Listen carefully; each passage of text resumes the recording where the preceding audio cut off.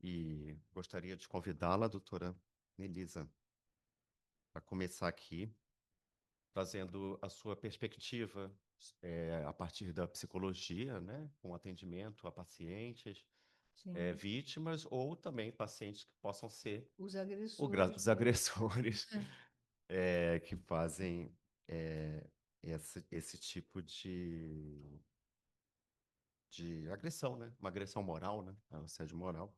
Por isso eu pedi mesmo ao Felipe para eu começar, porque eu vou colocar coisas bem introdutórias, né? Como se a gente pudesse conversar, até gostaria, se for, né, para cada um se colocando aos poucos uma pergunta ou outra, que vocês anotem tudo para depois falarem mesmo para a gente retomar isso, porque é introdutório de verdade, né? Tem os trabalhos concretos, práticos da Carla, do Rodrigo, né? Mas a minha ligação com vocês, que são magistrados da área do trabalho, é uma ligação de uma proximidade não concreta, não prática, né? Mas de uma proximidade, primeiro, pela admiração, né? Eu acho que se eu tivesse feito direito, que era uma das opções que eu tinha, eu faria essa área do trabalho, né? E trabalho é um termo que a gente usa em psicanálise o tempo todo. O sonho é um trabalho, né? A nossa parece incrível, né? Mas a nossa perspectiva do sintoma, o sintoma é um trabalho. Quer dizer, alguma coisa está ali sempre sendo organizada, elaborada para revelar e para mostrar a gente alguma, né, revelação importante. A gente tem que saber entender e tentar ler o que acontece. Mas essa ligação, eu primeiro queria, então, agradecer muito e poder estar perto de vocês, né? Essa oportunidade do contato, pela admiração do trabalho também que eu tenho por vocês e através de um amigo, que é o Ronaldo Calado, né? Começou assim, essa admiração mais concreta, mais próxima. Eu tive um avô desembargador, mas a área dele era uma área de, na época chamava menor, né? Juiz menor não chama mais, né? Não é assim. Pois é. Ele fez o concurso, chegou a desembargador, foi fundador de uma faculdade de direito lá em Vitória. Então já tem também desde família, desde pequena, alguma proximidade, mas foi o Ronaldo que me introduziu até eu tive uma vez na Matra, né, conversando, aí conheci a Daniela, e eu queria agradecer muito essa oportunidade também, depois de tantos anos de trabalho, poder estar aqui falando para vocês, já com mais de 70 anos, mas no momento que eu considero, eu descobri isso há pouco tempo, gente, assim, é um momento da vida muito importante, porque é um momento de elaboração das conclusões, né? O que a gente fez nesses anos todos, né? Não só o que a gente fez, mas o que historicamente a gente viveu, o que a gente viu. Então, eu estou aproveitando muito esse período da vida e essa é uma oportunidade em que eu vou colocar para vocês algo que pode ser introdutório, nesse aspecto de por que as pessoas têm tantas dificuldades nos relacionamentos, tantas dificuldades nos relacionamentos de trabalho, e tem também tanta presença da agressividade nesses relacionamentos, né? Ou uma agressividade que pode ser vivida passivamente, ou a agressividade quando ela é ativamente mesmo, né, praticada por um agressor. Então, eu queria começar, né, nessa apresentação também como psicanalista, e, além da clínica dos sintomas e das dificuldades, vocês me ouvem bem aqui com o microfone? Está direitinho o som, tá? Então, tá bom. Então, além das dificuldades psicoafetivas, né, que a gente trabalha na clínica, eu sempre tive essa preocupação, por isso eu fui fazer psicologia social no mestrado e a comunicação no doutorado, que é a preocupação com esse âmbito da comunicação, esse âmbito social das relações, né? Esse vasto campo das relações difíceis entre as pessoas, tá? E isso desde o nascimento, né? Porque a gente vê o campo do assédio moral, inicialmente, nas famílias, né? A gente não pode nunca esquecer disso. Até uma situação que a gente enfrente no trabalho, é muito importante a gente verificar como cada uma das pessoas envolvidas nessa situação, seja passivamente ou ativamente, como viveu a infância. E eu fiquei muito feliz porque hoje, lendo a Bell Hooks, né, que é um livro que eu vou indicar para vocês já mais no final, por causa do tipo de ética que ela propõe, ela, no capítulo sobre justiça, nas várias manifestações do amor, a justiça é uma delas, né? Ela lembra que isso tem que começar na infância. Tanto a própria dimensão dos respeitos, né, à criança, como das relações e como as relações se dão. Mas a gente sabe que não só nos ambientes sociais, nos ambientes de trabalho, ambientes públicos, né, o assédio moral se dá, mas a gente tem também que lembrar essa questão das famílias, né? Vou começar falando um pouquinho para vocês da questão da loucura, né? Porque eu vou lembrar da loucura porque são exatamente os loucos que até historicamente sofrem um tipo de assédio moral há muito tempo, né? E as versões mais atenuadas, assim, essa pessoa faz análise, ela não está bem, ela toma medicação, né? O preconceito contra quem toma medicação. Então, tem os derivativos todos, né? Das gradações do louco, mas o assédio está sempre ali presente, né? Com essa segregação social, essa degradação moral do louco, que vai dos manicômios até hoje, esses outros modos de tratamento, e as medicações, como eu dei o exemplo, que a gente, quando sabe, ou quando frequentemente, né, se sabe que alguém faz uso, já chama tarja preta, né? Assim, não, usa tarja preta. Tem um problema aí. Mais vendidos no mundo, né? Em vez de procurar entender, né, qual é o problema, o que está acontecendo. E as medicações também, elas vêm dentro de um tratamento. É melhor quem está se tratando do que quem não está se tratando, né? Então, a gente já vai entrando nesse campo, que foi um campo importante para mim, porque eu trabalhei muitos anos na saída de pacientes psiquiátricos de longa permanência, tá? Então, eram pacientes que saíam da Casa de Saúde Doutoreiras, não sei se vocês lembram dessa casa de saúde, né? Tinham pacientes internados ali há 20 anos, há mais de 20 anos. E eles foram para o Instituto de Psiquiatria, onde eu trabalhei, né? Foi o último lugar institucional onde eu trabalhei. E o IPUB, o Instituto de Psiquiatria da UFRJ, funciona ali na Praia Vermelha. Eu fiquei durante alguns anos atendendo esses pacientes, organizando grupos com eles e preparando eles e elas, né, também, para uma moradia assistida, para sair da instituição psiquiátrica. Alguns não sabiam nem comer com talher mais, né? Várias coisas elementares da vida, né, comum das pessoas que a gente teve que reviver, né, com esses pacientes. E acompanhei na moradia também, é uma casa na Tijuca, que existe até hoje, excelente, né? Ela abriga 18 pacientes, são 2 andares, eles moram em vários quartos, 2 a 2, mas eles têm uma vida, eles saem para o tratamento, eles voltam, eles recebem visita, eles frequentam outros lugares. Então, por isso eu lembrei da loucura e de variações, né, de além desse caso extremo, de pacientes internados há tanto tempo e tudo, mas como se chegou a esse ponto, né? E por isso a gente tem um grande movimento, que é um movimento antimanicomial, quer dizer, é um movimento contra a institucionalização de pacientes, né, que apresentam determinadas dificuldades psíquicas mais graves.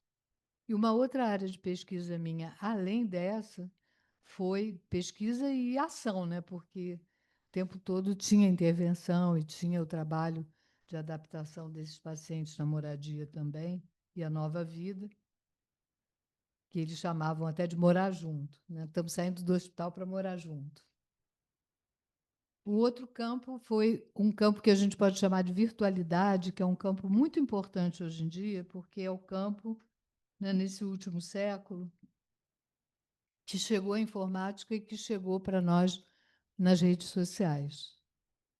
Mas, na filosofia, ele chegou na virada do século, né? Com filósofos como Bergson, depois Deleuze, esse campo da virtualidade, antes da informática, e na psicanálise freudiana também, porque o conceito de inconsciente é um conceito virtual, né? São coisas que se manifestam, têm possibilidade de se manifestar ou não, né? Então, a gente tem, a partir daí, né, essas possibilidades também não atualizadas, mas a gente tem no campo da virtualidade todas as mentiras, né, e todos os crimes cometidos no território, no espaço, por exemplo, da internet, né? Então a gente tem ali fake news, né? A gente tem assédio moral gravíssimo, né? E a gente tem muitos crimes, né, como o crime em relação a crianças, adolescentes, eu acompanhei um pouco mais, né, dessa questão do assédio sexual mesmo, né? Então, é um campo importante, né, e eu chamo a atenção desse campo virtual, do assédio moral especificamente, como a gente passou a chamar, acho que ataque às reputações, não é assim que a gente chama também? Do assédio moral na internet, nas redes sociais, além das crianças, adolescentes, mulheres, né, também que sofrem vários ataques ali. Enfim, é só para a gente ir estendendo esse campo e chegar a esse vasto campo das relações difíceis, né, que se dão. Eu falei dos extremos, tanto da loucura, porque a loucura também não acontece à toa e as pessoas não foram internadas, não tomam medicação à toa, a gente tem que conhecer qual foi a história vivida por cada um, né, desde a infância. Então, tem esse extremo da loucura e tem também o extremo desse campo que virou uma espécie de terra sem lei na internet. Para nós, a gente está lutando por isso, né? Por toda a regulamentação e fazer com que se opere também algo da justiça ali dentro, né, do campo propriamente virtual da internet. E a gente lembra, eu agora vou lembrar, vou passar rápido, o mais rápido que eu conseguir. Vocês me controlem aí no tempo, por favor. Por alguns indicadores de como a gente que é ser humano demora muito a amadurecer também na capacidade moral, de julgamento moral, né? É um termo que a gente chama de, em psicanálise, desde o Freud, a gente chama de prematuração, que o ser humano leva talvez até 18 anos para ter uma maturidade neurológica e para ter uma maturidade que garanta uma independência, uma autonomia, mas o próprio desenvolvimento da capacidade de julgamento moral acompanha esses anos todos e também a gente tem que colocar essa questão da prematuração em relação a isso, né? E por isso a gente precisa tanto, né, nas famílias, nas escolas, a gente precisa das políticas públicas, né? A gente precisa de uma ética de cuidado, de proteção, né, contra a violência, né? Eu venho, por exemplo, de Paraty, eu trabalhei esses últimos 10 anos e morei desde a pandemia definitivamente lá esses últimos anos, agora que eu volto para o Rio, e eu vi, né, como num lugar pequeno a gente tem mais acesso. Eu trabalhava na Secretaria de Educação, a gente tem mais acesso ao que se passa dentro das famílias e dentro das igrejas, né? Então, a questão dos assédios, né, não só moral, mas começa com um tipo de assédio moral, né? É, a crianças, adolescentes e tudo dentro das famílias, e significa para a gente assim, um não cuidado, uma não proteção ou uma exigência, né, de uma adultização, como se começa a chamar atualmente, né, que não é própria, às vezes, de uma idade como na adolescência. Tá? Então, acho importante a gente lembrar desses aspectos, né, da proteção e do cuidado, da ética do cuidado. É a primeira referência ética que eu vou fazer, até terminar daqui a pouquinho com uma ética do amor. Tá? Mas eu começo com a ética do cuidado, porque ela é muito importante nessas etapas da vida, da infância e da adolescência. O segundo aspecto que eu queria lembrar, né, que é muito próprio do ser humano, né, como eu falei da prematuração, porque outras espécies amadurecem muito mais rápido. Né? O ser humano, das espécies que a gente conhece, é a espécie que amadurece mais lentamente, mas também com desenvolvimento de alta complexidade. Né? Mas o segundo aspecto, que é propriamente humano, é o que a gente pode chamar de masoquismo. É um masoquismo que decorre da prematuração. Por quê? Porque durante muitos anos a gente depende de outras pessoas adultas, a gente depende de outras pessoas que cuidem de várias coisas para nós. Então, todo ser humano tende a desenvolver uma espécie de aquiescência, uma espécie de passividade, né, em relação a quem cuida. É tão impressionante isso que mesmo crianças abusadas por pais ou avós dizem que amam essas pessoas. Né? A Bell Hooks comenta isso nos livros dela, ela foi educadora nos Estados Unidos, numa outra realidade social, e é a mesma coisa. As crianças dizem que amam e, no entanto, foram abusadas por aqueles que elas dizem que amam. Né? Então, eu estou chamando de masoquismo exatamente essa posição que decorre em parte da prematuração e que decorre dessa necessidade de dependência. Tá? Então, a gente tem uma característica que é humana mesmo, a partir do masoquismo, né? A gente pode considerar uma disposição à passividade no assédio. E, às vezes, uma demora a reconhecer que o assédio moral é assédio. Né? Quando é alguma atitude mais agressiva, obviamente a gente reconhece. Mas, às vezes, é uma forma de assédio muito sutil, né? Muito sutil, muito insidiosa. E há a possibilidade da gente entender como é quem sofre o assédio, né? Como é também vítima, vamos dizer assim, de uma certa disposição a essa passividade diante do assédio, por essa condição vivida durante tantos anos na infância, na adolescência, que é uma condição de dependência que, de uma certa maneira, produziu e produz na gente essa passividade. Né? A gente não teria essa agressividade como um instinto, mas a nossa ligação pulsional com o objeto se inicia pela posição do desamparo, como eu coloquei para vocês, da dependência do outro, né, da posição de se submeter, de se sujeitar, e antes de ser objeto de um outro, desde quando a gente é nomeado, a gente recebe um nome, a gente é educado, a gente, né, tem essa posição de objeto do outro, a gente já nasce como desejo de pai e mãe que quiseram ter a gente, ou pelo menos da mãe, né, se for um outro tipo de fertilização, vamos dizer assim. E a gente também, né, tem que ser cuidado, desde criança, ou bem ou mal, tem que ser. Né? A gente também se inscreve numa linguagem, e essa linguagem também é algo que, de uma certa maneira, no contexto, né, onde ela é transmitida, ela também é transmissora de assédios, de preconceitos, né, de várias coisas que a gente a vida inteira vai corrigindo. A maneira como a gente fala, as palavras que a gente usa, né, muitas vezes elas são agressivas, elas são assediadoras, num certo sentido moral, e muitas vezes pelo preconceito, ou pelo racismo, ou pelo preconceito de classe, ou pelo preconceito de gênero. Né? Então, pertence a essa linguagem também esse contexto dos preconceitos de uma certa devastação e de barreiras colocadas pelo outro à produção de um sujeito. Né?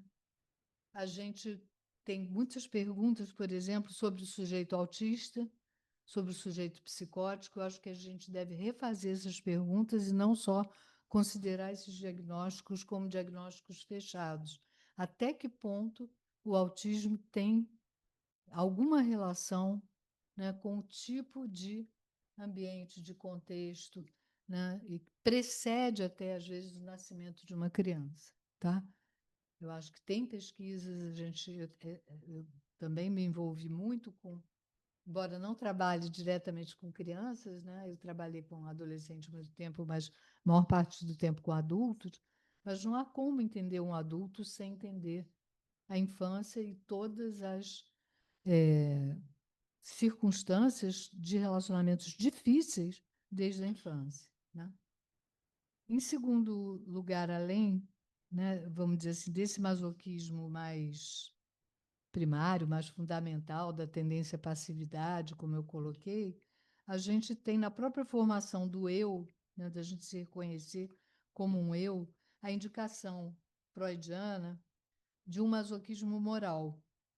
O masoquismo moral, ele se coloca internamente, porque a gente está sempre em conflito com o que o Freud chamou de supereu, mas que é uma instância crítica que todos nós temos e que alguns de nós chamam de consciência, consciência crítica, e a gente está sempre brigando, diz, minha consciência manda eu fazer isso, mas eu não consigo, né? Ou manda eu não fazer tal coisa, mas eu, quando vejo, já estou fazendo. Então, chame a gente de consciência, consciência crítica ou de censura, como a gente chamar, é o supereu freudiano, que ele indica para a gente que é sádico em relação ao eu e o eu masoquista, de uma certa maneira, em relação ao supereu. Quer dizer, tenderia, né, a um masoquismo do eu, essa obediência, vamos dizer assim, ao supereu, e um supereu que é herdeiro, né, propriamente dos pais ou daqueles que educaram a criança. Tá? Então, de novo, a gente volta à infância e a importância da infância, porque ali se colocaram essas primeiras regras, né, de conduta, e muitas vezes o superior se forma a partir daí, mas é muito importante para a gente ver essa condição também de que o eu pode ser amado não só por um outro, quando se submete até um conceito de amor muito comum, mas é um conceito muito equivocado, de que se a gente se submete ao outro é porque a gente o ama, né? Então, a gente tem essa origem, né, nessa submissão não só dos outros, como eu falei no iniciozinho da questão da prematuração, da dependência, mas também do próprio eu, amado pelo supereu. Quer dizer, o supereu que valoriza, que ama, o eu que se conduz de acordo com essas regras do supereu, né? Ou da sua instância crítica, ou da sua consciência, né? Como muitos chamam. E a gente vai chegar a um quarto aspecto que eu acho muito importante, né? Desculpe, é um terceiro aspecto que eu acho muito importante, que é exatamente a questão da depressão, né? A depressão virou, nas últimas décadas, tem até um autor francês que é sociólogo, não é médico, nem é psicólogo, que vem pesquisando essa ampla categoria da depressão, que hoje ninguém mais diz quase, eu estou triste, eu não estou bem. Você está deprimido? Né? Você está deprimido? É como se tivesse acabado uma certa faixa de emoção, né, das tristezas, de tristeza, desilusão, decepção, frustração. A gente tem vários nomes que muitas vezes são absorvidos pela única categoria da depressão, né?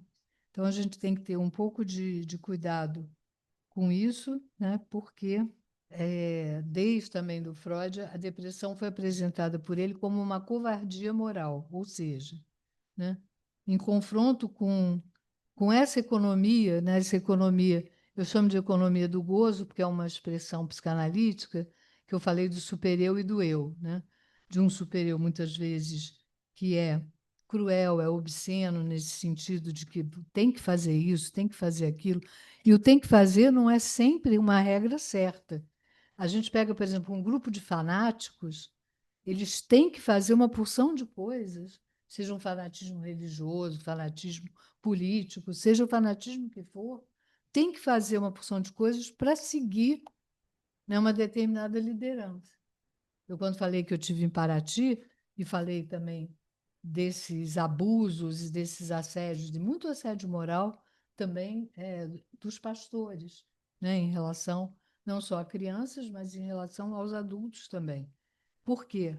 Porque os adultos não eram seguidores, porque os adultos não pagavam aquele dízimo, na quantia que poderiam, entendeu? Ou deveriam. Então, tem um supereu que cada sujeito introjeta dessas autoridades que são paternas. E a gente entra no patriarcado aí, né, com autoridades que substituem ou que representam uma autoridade paterna, como é um pastor, por exemplo. Né? Como, claro, poderia ser um juiz, né? Mas o atravessamento do conceito de justiça é que salva todos vocês, né? Porque vocês têm sempre que lidar com esse conflito entre a autoridade de um juiz, eu suponho, depois vocês me coloquem isso, e também a dimensão da justiça que ou cada juiz, em cada ato, representa, né? Além da autoridade. Mas a gente sabe que tem muito abuso também nas relações de trabalho e nas relações, possivelmente também, no trabalho, né? As relações de trabalho entre aqueles que são mais graduados, né? E que são uns, né? Que, de alguma forma, têm que obedecer, vamos dizer, a outros, mas também nas próprias ocorrências nos tribunais, nos julgamentos e tal. Então, depois vocês me coloquem isso. E eu volto, então, para a questão da depressão, para seguir adiante, né? Exatamente porque é essa maneira, né, de lidar com a censura, de lidar com as regras, que age, essa questão moral, né, que age em cada sujeito, em cada um de nós. E a gente tem que lembrar aí também uma economia do desejo, né, que é efeito da própria sexualidade, da própria pulsionalidade de cada um, e que nessas relações difíceis, como eu mencionei antes, as relações difíceis psicoafetivas entre as pessoas, né, é onde se enlaçam, se entrecruzam essas identificações todas, né, e as satisfações buscadas por cada um nessas relações. Tá? Então, a gente tem tanto a possibilidade nessas relações de examinar o que é propriamente de desejo nessas relações, desejos importantes que podem ser satisfeitos, né? E a gente tem também a possibilidade de relações difíceis, agressivas, onde a satisfação que vai se dar é de uma espécie de gozo, como o assédio sexual produz, a gente supõe basicamente para o agressor. Né? Então, gente, vai passar aqui já, né, para uma. Eu acho que pode ser uma novidade, para mim, pelo menos foi, né, quando eu entrei em contato, com um artigo de um psicanalista chamado Lacan, Jacques Lacan, e esse artigo chama Kant com Sade, e ele está em cima do nosso assunto. Né? Kant, por causa do imperativo categórico, né, e por causa de toda a questão ética trabalhada pelo Kant, a partir da crítica da razão pura, mas é uma razão pura prática e de um a priori, né, que a gente teria, segundo ele, né, a gente poderia imaginar como seria possível alguém vivendo um conflito, alguém sofrendo uma situação, né, se a pessoa tem já um conflito, algum conflito de desejo, algum conflito sexual, e essa pessoa sofre um assédio moral, como esse assédio pode tocar em algum ponto frágil, né, dessa pessoa, e como ela pode precisar de ajuda, porque kantianamente falando, a gente teria nessa pessoa um imperativo categórico não funcionando como Kant gostaria, porque a própria pessoa estava em conflito. Pode ser um conflito da sua identidade própria, pode ser um conflito seu pessoal, egóico, pode ser um conflito sexual da sua identidade sexual, uma série de conflitos que a gente vive que vulnerabilizam a gente e que tem essa, né, questão que não funciona muitas vezes aquilo que moralmente daria para a gente uma dimensão imperativa e uma certeza do que fazer. Quando Lacan coloca Kant com Sade, eu vou resumir aqui muito brevemente, é porque ele reconhece em cada imperativo desses que se coloca para o sujeito uma dimensão sádica, como eu falei antes do superior, né? De uma censura sádica, tá?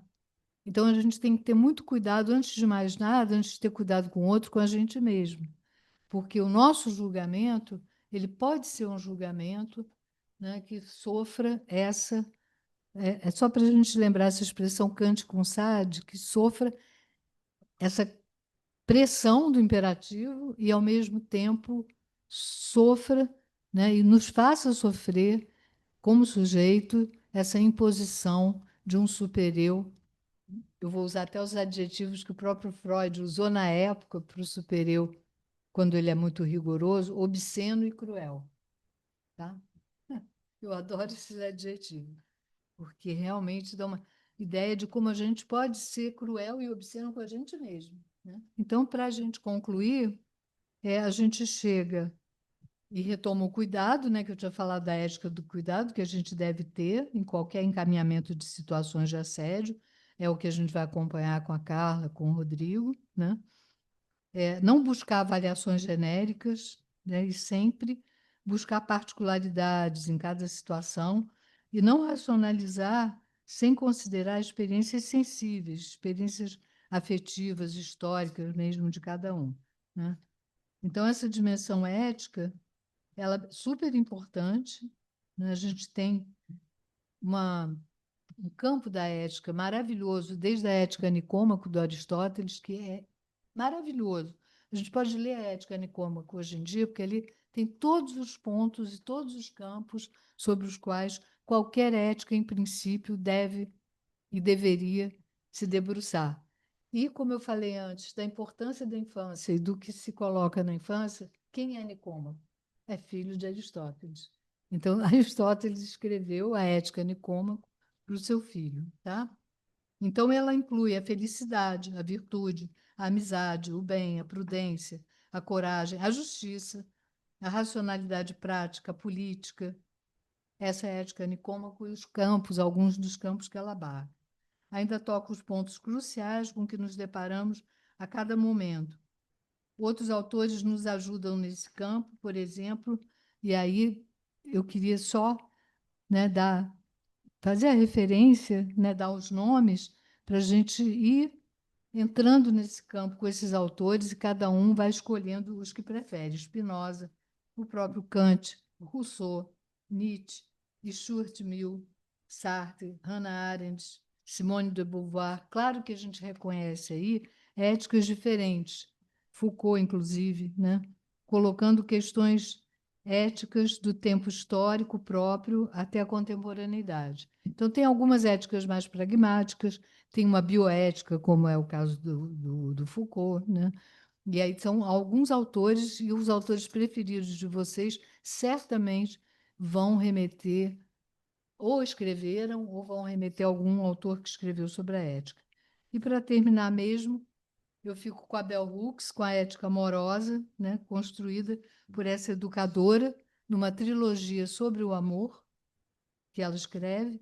Ela é uma autora que nasceu no mesmo ano que eu, mas ela já faleceu, a Bell Hooks, mas mulher, negra, né, americana. Então, ela é muito respeitada pelas feministas também, porque ela foi uma feminista, né? E ela trabalhou basicamente para enfrentar desigualdades sociais que expressam formas de poder, né? Que dominam a nossa cultura com manifestações de indiferenças, agressões e repetições, contra a justiça e contra o bem-estar coletivo. Muitos escritos de Bell Hooks ela dizia que produzia para a cura das pessoas, porque muitas pessoas retornavam para ela dizendo que quando liam os livros dela, né, alguma coisa tinha se transformado na vida, né, dessa pessoa pela leitura. Então, não é só a psicanálise com psicoterapia, de consultório e tal, mas eu recomendo a Bell Hooks também com esses efeitos terapêuticos, vamos dizer assim. Eu vou deixar só uma frasezinha, alguns trechinhos dela, só para a gente encerrar uma coisa mais bonita assim. O amor cura. Nós nos recuperamos no ato e na arte de amar. Uma outra frase. É o amor próprio que garante que nossos esforços amorosos, também com os outros, em relação aos outros, com as outras pessoas, não falhem. Eles não vão falhar se a gente tratar os outros como a gente se trata igualmente com amor, tá? Finalmente, em um mundo ideal, todos nós, né, aprenderíamos na infância, volto eu à infância, a amarmos a nós mesmos, cresceríamos seguros do nosso valor, o que a gente sabe que não acontece. Quando eu falo do assédio moral na infância, é porque muitas vezes, já em família, essa valorização não é praticada, né? Então, vamos ficar com amor, com cuidado e com essa atenção. Muito obrigada.